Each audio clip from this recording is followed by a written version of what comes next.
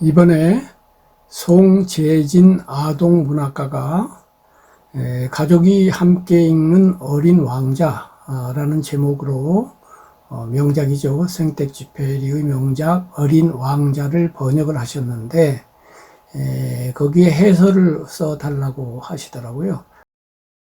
그래서 원고지 한 50매 정도 되는 해설을 썼습니다. 온 가족을 위한 번역본이기 때문에 어린이들도 읽는다 이 말이죠.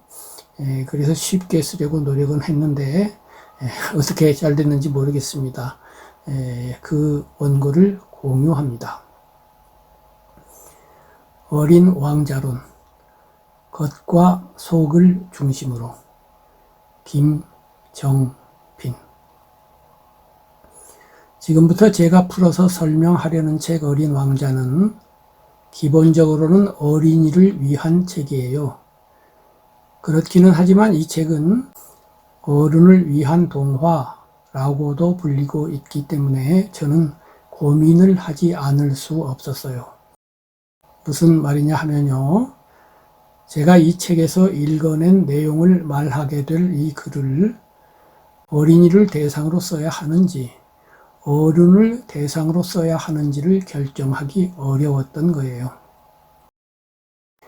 여러모로 생각한 끝에 저는 이 글을 어린이들이 읽을 수 있도록 쓰기로 결정했어요. 그런데 이 결정에는 문제가 좀 있어요. 이 책이 어른을 위한 동화라고 불린다는 것은 이 책에는 어린이로서는 다 읽어낼 수 없는 무언가가 있다는 뜻이에요. 그런데 그 부분을 어린이들이 읽을 수 있도록 쓰는 이 글에서는 모두 다룰 수 없다는 그런 문제가 있는 거예요. 그래서 저는 다시 고민에 빠졌어요. 어떻게 하면 좋을까? 한참을 더 생각한 끝에 저는 제가 이 책에서 읽어낸 10가지 정도 되는 많은 내용 가운데 한 가지만을 어린이도 이해할 수 있으리라 생각되는 한 가지에 대해서만 말하기로 결정했어요. 그렇다면 제가 어린이들에게 말하고 싶은 한 가지, 제가 이 사랑스러운 이야기에서 읽어낸 것은 무엇일까요? 그것은 정말로 중요한 것은 마음으로 보아야 보인다는 거예요. 그런데 혹시 저의 이 말이 너무 평범하게 들리진 않나요? 애기에 그건 나도 알고 있어요 라고 말하는 어린이의 목소리가 들리는 것 같네요. 이어서 그 어린이는 말하는군요. 이 책 147쪽을 보세요. 거기에서 여우는 어린 왕자에게 마음으로 보아야만 잘 볼 수 있다고, 가장 중요한 것은 눈에 보이지 않는 법이라고 말하고 있어요. 그건 사실이에요. 그래서 그 어린이에게 제 말이 너무 평범하게 들렸던 거죠. 그렇기는 한데 제가 다시 물어볼게요. 제 말이 정말로 그렇게 평범한 말일까요? 제 말은 정말로 중요한 것은 마음으로 보아야 보인다는 말이 147쪽에만 있느냐는 뜻이에요. 그게 대체 무슨 말이냐고요? 아무리 찾아봐도 이 책의 다른 어디에도 그 말은 보이지 않는다고요? 그렇지 않아요. 작가는 이 책 여러 곳에서 중요한 것은 마음으로 보아야 보인다는 말을 하고 있어요. 다만 작가는 그 말을 147쪽에서는 직접적으로 말하고 다른 데서는 간접적으로 에둘러서 말해요. 그렇다면 말을 간접적으로 한다는 것은 어떻게 한다는 것일까요? 이해하기 쉽도록 예를 하나 들어볼게요. 엄마에게 말썽꾸러기 짓을 자주 하던 남자아이가 엄마의 생신날 아침에 등 뒤에서 큰 소리를 질러서 엄마를 깜짝 놀래켰다고 해봐요. 그래서 엄마는 아들을 야단치려고 뒤로 돌아서셨어요. 그런데 다음 순간 엄마는 10살짜리 소년의 손에 큼직한 카네이션 꽃다발이 들려있는 걸 보셨어요. 엄마는 얼떨결에 아들이 불쑥 내미는 꽃다발과 카드를 받으셨어요. 엄마의 마음은 곧 행복해졌죠. 그래서 자, 이제 엄마가 자신의 마음을 표현할 차례인데요. 엄마는 자신의 마음을 어떻게 표현하셨을까요? 엄마가 마음을 표현하는 데는 두 가지 방법이 있어요. 첫 번째로는 행동으로 표현하는 방법이에요. 엄마가 환하게 웃으면서 아들을 안아주셨다면 그것이 행동으로 마음을 표현하는 방법이 되겠죠. 두 번째로, 엄마는 자신의 마음을 언어로 표현하실 수도 있어요. 그런데 언어로 표현하는 방법에는 직접 언어로 표현하는 방법과 간접 언어로 표현하는 방법이 있어요. 예를 들어 엄마가 내가 이렇게나 나를 사랑하는지 몰랐구나, 참 고마워 라고 말씀하셨다면 그것은 자신의 마음을 직접 언어로 표현하신 거예요. 그런데 이야기의 주인공인 엄마는 그렇게 하시지 않았어요. 엄마는 한 손에 아들이 준 꽃다발을 들고 계셨어요. 그리고 다른 한 손을 들어올려 아들의 등짝을 탁 때리면서 이 나쁜 놈이라고 하셨던 거예요. 입을 비죽여 짓궂은 웃음을 지으시면서 말이에요. 그런데 어떤가요? 엄마가 하신 나쁜 놈이라는 말은 무슨 뜻이죠? 본래 이 말은 남을 나무라는 욕이에요. 그럼 엄마는 아들을 나무라며 욕을 하신 걸까요? 당연히 아니죠. 엄마가 사용하신 나쁜 놈이라는 말은 욕은커녕 칭찬이에요. 그렇다면 엄마는 언어를 왜 이렇게 본래 가진 뜻으로 사용하지 않고 비틀어서 간접적으로 에둘러서 사용하셨을까요? 그건 첫 번째로는 재미 때문이에요. 엄마는 언어를 직접적으로 사용하여 내가 이렇게나 엄마를 사랑하는지 몰랐구나, 참 고마워 라고 말씀하실 수도 있었지만 그래서는 재미가 없다는 생각에서 등짝을 탁 때리면서 이 나쁜 놈이라고 하신 거란 뜻이에요. 워낙에 언어를 간접적으로 사용하는 두 번째 이유는 그렇게 하면 담겨진 내용이 풍부해지기 때문이에요. 앞에서 예로 든 이 나쁜 놈이라는 말을 생각해 보세요. 이 말에는 너는 참 짓궂기도 하구나 라는 뜻도 있고 아들아 넌 참 착하구나 라는 뜻도 있고 나는 참 기분이 좋구나 라는 뜻도 있어요. 그 밖에도 다른 여러 가지 뜻이 있다고 볼 수 있는데 언어를 직접적으로 사용한 내가 이렇게나 엄마를 사랑하는지 몰랐구나, 참 고마워 라는 말에는 말이 가리키고 있는 내용 말고 다른 뜻이 없어요. 워낙에 언어를 간접적으로 사용하는 방법에는 여러 가지가 있어요. 그중 다른 것들은 말하지 않고 비유에 대해서만 말할게요. 비유는 말하려고 하는 내용을 그것과 비슷한 다른 것으로 바꾸어서 말하는 방법이에요. 엄마의 사랑은 하늘 같아요 라고 말하는 것이 그 한 예가 되겠죠. 이 말에서 하늘은 엄마의 사랑에 대한 비유물이에요. 작품 전체가 비유인 경우도 있어요. 예를 들어 이솝이 지은 토끼와 거북 이야기는 이야기 전체가 부지런함과 게으름에 대한 비유라고 볼 수 있어요. 그렇다면 우리가 읽고 있는 책 어린 왕자는 어떨까요? 이 작품 또한 작품 전체가 하나의 비유라고 볼 수 있어요. 또한 이 작품 안에는 작가가 말하려고 하는 내용들이 여러 가지 비유로서 표현되어 있기도 해요. 그래서 우리는 어린 왕자를 읽을 때 작가가 언어를 간접적으로 이용하여 말한 부분을 찾아내어 그 속뜻을 알아내야만 해요. 토끼와 거북 이야기에서 부지런함과 게으름을 읽어내는 것처럼 말이에요. 그렇다면 이 작품이 말하려고 한 속뜻은 무엇일까요? 그에 대해서는 읽는 사람마다 다른 의견을 가질 수 있어요. 이 작품은 도끼와 거북 이야기처럼 단순하지 않아요. 그러다 보니 이 작품에는 아주 많은 속뜻이 숨겨져 있어요.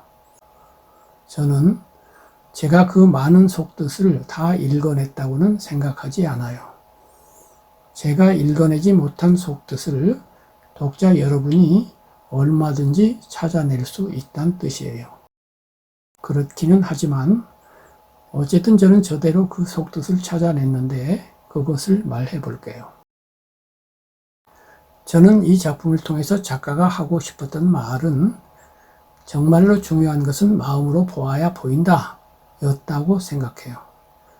다만 작가는 이 내용을 147쪽에서는 직접적으로 말하고 다른 데서는 간접적으로 말해요.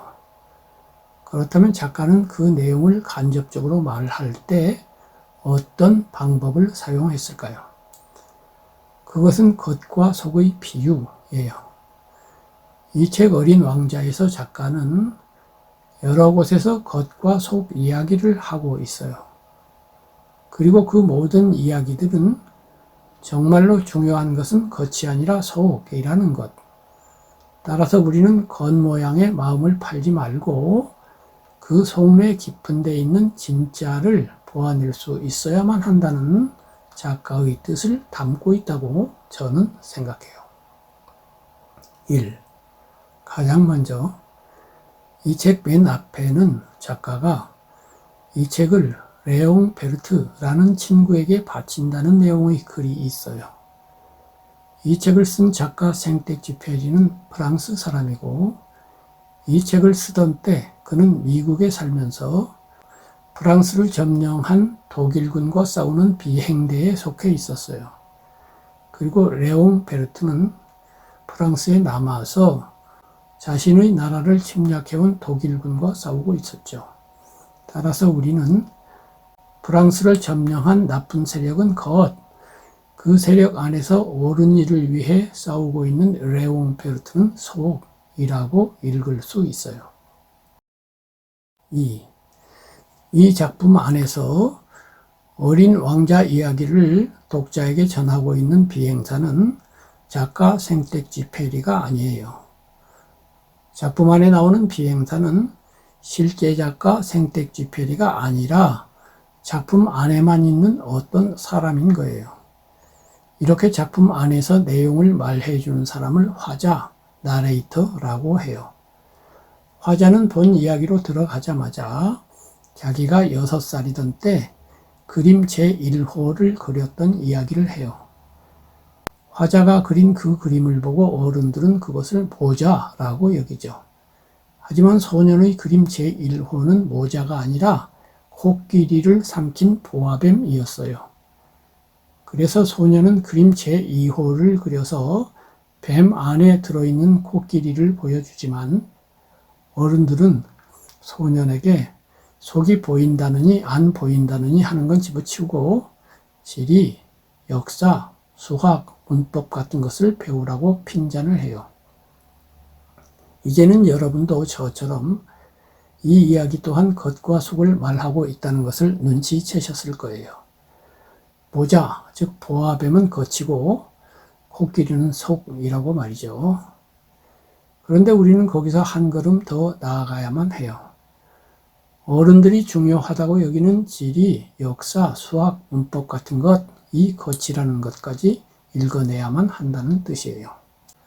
그렇다면 지리, 역사, 수학, 문법 같은 것 안에 있는 진짜 백이 속은 무엇일까요? 그것은 어른들은 중요하지 않다고 여기지만 어린이들에게는 아주 중요한 무엇이에요. 그것이 무엇인지 여러분은 짐작하실 수 있나요? 예, 그것이 바로 마음으로 보아야만 보이는 어떤 것이에요. 그렇다면 그 어떤 것은 무엇일까요? 어린 왕자가 여우에게 배운 가장 중요한 가르침인 길들임과 길들임에 뒤따르는 책임이 그것이죠. 길들임은 사랑의 다른 이름이라고 볼 수 있으므로 결국 작가가 이 작품을 통해서 말하고 싶었던 가장 깊은 내용은 사랑과 책임이었던 거예요. 3. 21쪽에서 어린 왕자는 비행사인 화자에게 양을 그려달라고 해요. 하지만 비행사는 양을 그리는데 실패하죠. 그래서 귀찮다는 생각으로 상자 하나를 그려주게 되는데 뜻밖에도 그림 종이를 받아든 어린 왕자의 얼굴은 환하게 밝아져요. 왜 그랬을까요? 두말할 나위도 없이 그건 어린 왕자가 겉모습에 속지 않는 겉모습, 즉 상자 속에 있는 정말로 중요한 것, 즉 양을 볼 줄 아는 인물이었기 때문이에요. 4. 36쪽에서 화자는 소행성 B612호를 처음 발견한 터키의 천문학자 이야기를 하고 있어요. 그런데 어른들은 그의 발표를 듣고도 믿지 않죠. 이유는 그 학자가 터키 민속 의상을 입고 있었기 때문이에요. 그래서 천문학자는 1920년에 인상적이고 우아한 의상을 입고서 같은 내용을 다시 증명해 보였어요. 그러자 사람들은 그의 주장을 믿어 주었죠. 이 이야기에서도 겉과 속의 비유는 반복되고 있어요. 이 이야기에서의 겉은 어른들이 중요하다고 여기는 인상적이고 우아한 의상, 그것이고요. 속은 어린이들만이 볼 수 있는 터키 학자가 발표한 소행성 B612호는 실제로 존재한다. 이런 내용이에요. 이어서 화자는 어른들과 아이들이 어떻게 다른지를 말해요. 어른들은 숫자를 좋아하며 가장 중요한 것에 대해서는 절대로 물어보지 않는다는 거죠. 예를 들어 새 친구를 사귀었을 때 정말로 중요한 것은 친구의 목소리가 어떤지, 그 아이가 어떤 놀이를 좋아하는지, 나비를 수집하는지 등인데도 어른들은 그런 것에는 관심을 기울이지 않고 나이가 몇 살인지, 형제가 몇인지, 몸무게가 얼마인지, 아버지의 수입은 얼마인지 등에만 관심을 기울인다는 거예요. 이 비유에서 어른들이 관심을 갖는 것은 겉이고 아이들이 중요하게 여기는 것은 속이에요. 그런데 이 이야기 끝에 화자는 유념할 필요가 있는 내용을 덧붙여요. 화자는 수박 겉핥기식으로 이 이야기가 읽히지 않기를 바란다고 말하고 있는데 이 말에서의 수박 겉핥기는 겉만을 보고 속을 못 본다는 뜻일 수밖에 없어요. 더 나아가 화자는 내가 어린 왕자를 잊는다면 나 역시 숫자만 아는 어른들과 똑같은 사람이 될지도 모른다고 말하고 있어요.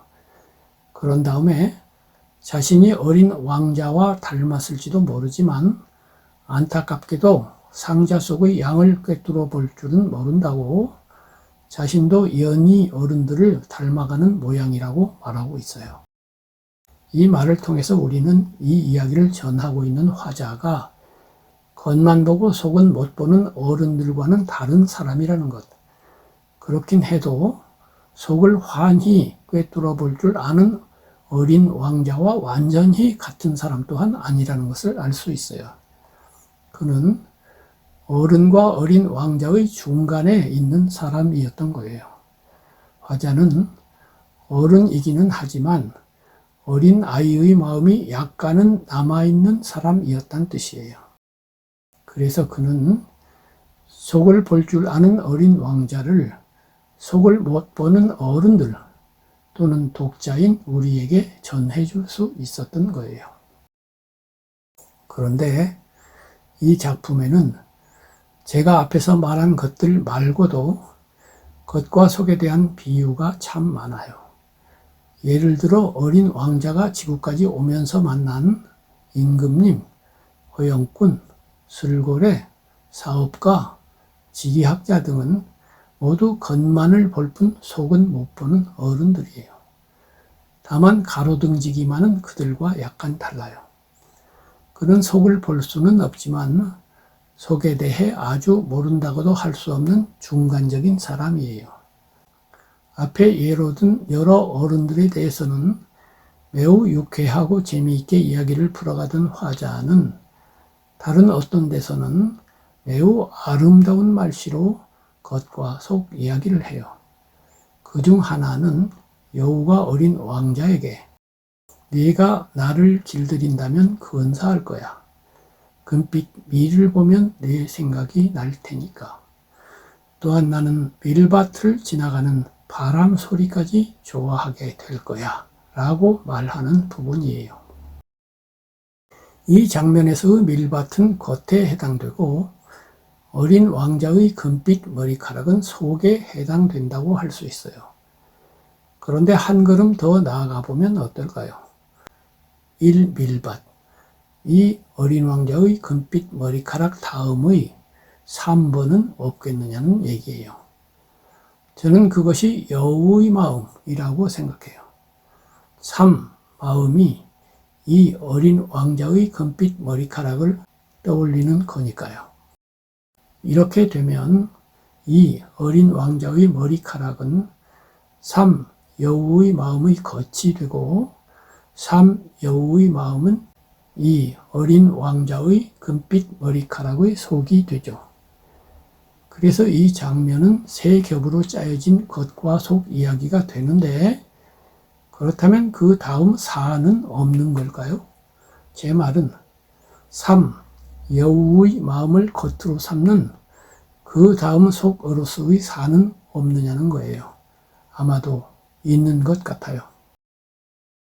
제가 찾아낸 그걸 말씀드리기 위해서 저는 157쪽에서부터 시작되는 보물이 묻혀있는 오래된 집 이야기부터 되새겨보고 싶어요. 두 말할 것 없이 이 비유에서의 오래된 집은 겉이고 보물은 속이죠. 그런데 그 이야기를 하기 전에 화자는 이런 말을 하고 있어요. 나는 언제나 사막을 좋아했습니다. 모래 언덕 위에 앉아 있으면 아무것도 보이지 않고 어떠한 소리도 들리지 않습니다. 그러나 그 고요한 속에서 무언가가 환하게 빛을 냅니다.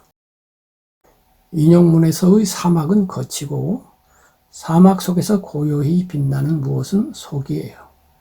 그 속은 아무 소리도 내지 않아요. 그래서 소리는 겉이고 침묵, 즉 소리 없음은 속이에요. 그런데 그 고요한 침묵은 아름다워요. 그 아름다움은 눈에는 보이지 않고 마음으로 보아야만 보여요. 저는 눈에 안 보이고 귀에 안 들리는 마음으로 보아야만 보이는 고요히 빛나는 아름다운 무엇이야말로 앞에서 읽은 어린 왕자에 대한 여우 마음에 대한 속이라고 생각해요. 그런데 이렇게 깊고 깊은 사랑이라고 말하면 이미 사랑이 아니게 되어버릴 정도로 깊은 참된 사랑을 말한 다음에 화자는 겉과 속 이야기를 죽음으로 옮겨와요. 죽는다는 것은 무엇일까요? 이 작품에서 작가는 너무나도 무시무시한 그것이 껍데기일 뿐인 몸이 죽는 것처럼 보이는 것이라고 말해요. 우리는 이 말을 통해서 화자가 몸, 즉 겉은 죽지만 마음, 즉 속 또는 영혼은 죽지 않는다고 믿는다는 것을 미루어 짐작할 수 있어요. 정말로 그럴까요? 정말로 몸이라는 겉은 죽어도 마음이라는 속은 안 죽는 것일까요? 이 말이 진실인지 아닌지는 아무도 몰라요. 그건 어린 왕자에게도 그랬던가 봐요.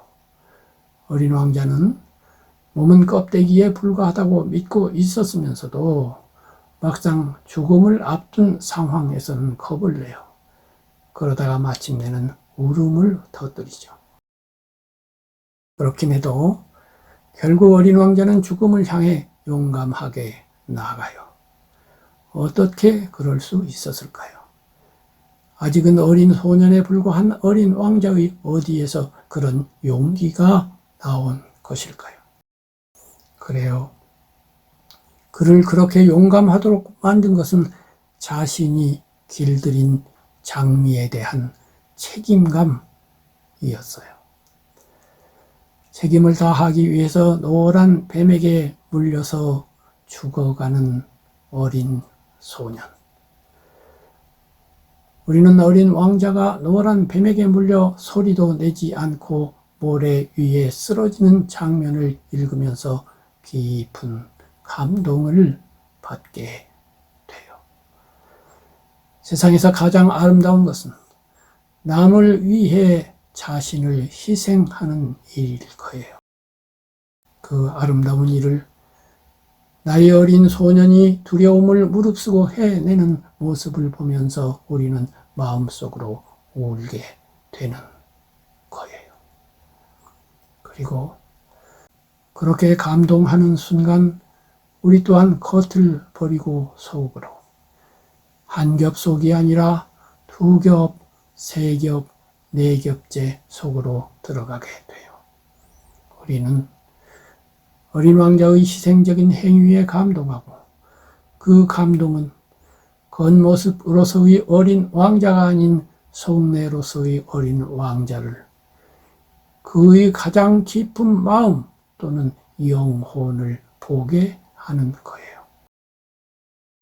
이렇게 해서 우리는 이 책의 주인공이 그렇게나 강조한 마음으로 보아야 보인다고 할 때의 마음에 이르게 되었어요. 이 책을 읽음으로써 우리는 겉모습에 사로잡혀 못 보기 쉬운 속을 볼 수 있는 사람으로 거듭나게 된 거예요. 그리고 많은 어른 독자들 또한 어린 시절의 자기 자신으로 되돌아가 속을 볼 수 있는 눈을 갖게 되었을 거라고 저는 생각해요. 그렇다면 자, 이제 속을 볼 줄 아는 그 눈으로 세상을 보세요. 친구를 보고 사람들을 보고 온갖 생명체들을 보고 다른 모든 것들을 보세요. 그리고 마지막으로 자기 자신을 보세요. 그래서 제가 하나 물어볼게요. 그렇게 새로운 눈으로 본 속 세상은 그동안 보아온 겉 세상과 어떻게 다른가요? 그것을 자신에게 말해 보세요. 친구에게도 말해 보세요. 그리고 글로 써 보세요. 글을 썼으면 그 글을 저에게 보내주세요. 저에게 그 글은 큰 힘이 될 거예요. 사실 저는 아주 오랫동안 속을 볼 줄 아는 사람을 찾아왔어요. 겉모습에 속지 않는 순수한 마음을 가진 어린이와 어른이면서도 아직은 어린이적의 마음을 잃어버리지 않은 사람을 찾아왔던 거예요. 지금 저에게 그런 사람이 필요해요.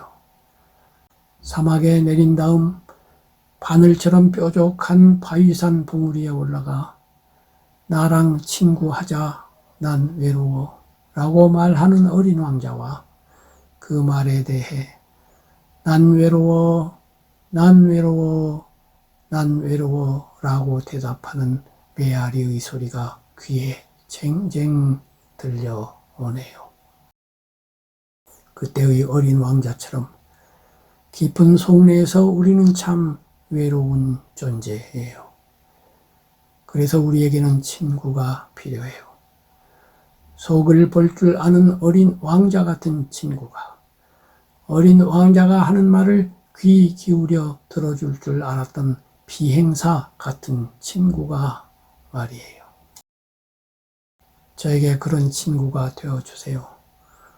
저 또한 당신에게 그런 친구가 될 수 있도록 노력해 볼게요. 우리가 서로를 길들이고 길들임에 뒤따르는 책임감을 갖는다면 저는 당신 때문에, 당신은 저 때문에 외롭지 않게 될 거예요.